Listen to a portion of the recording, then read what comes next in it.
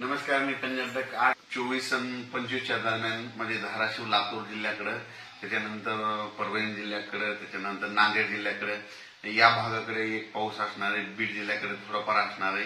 म्हणजे सर्वदूर जिल्ह्यात पडणार नाही, फक्त काही भागामधून पडून जाईल म्हणून हा अंदाज लक्षायचा. म्हणजे सांगायचं झालं तर 21 जून पासून ते 26 जून पर्यंत असाच पाऊस राहणार आहे. विखुरलेल्या स्वरूपाचा राहणार आहे, सर्वदूर पडणार नाही म्हणून हे अंदाज लक्षात येतात.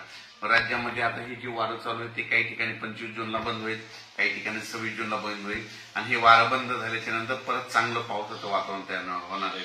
पण राज्यात मध्ये आता सर्वदूरचा एवढा पाऊस नाही. फक्त म्हणजे सांगायचं झालं तर कोकणात मध्ये सातारा जिल्हा, सांगली कडला काही भाग, त्याच्यानंतर पुणे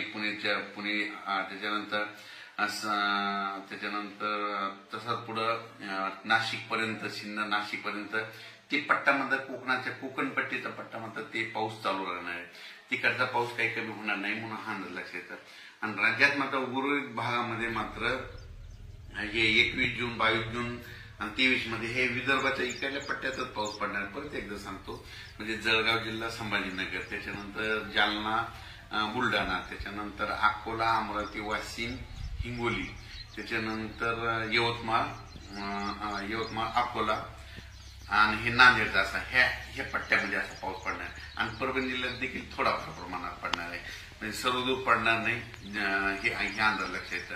पण 23-24चा म्हणतात, 23-24-25चा म्हणतात लातूर भागाकडे पाऊस असणार आहे. 23-24-25 लातूर जिल्हा, त्याच्यानंतर धाराशिव, त्याच्यानंतर नांदेड, परभणी, बीड ह्या भागामध्ये 23-24च्या दरम्यान पाऊस असणार आहे.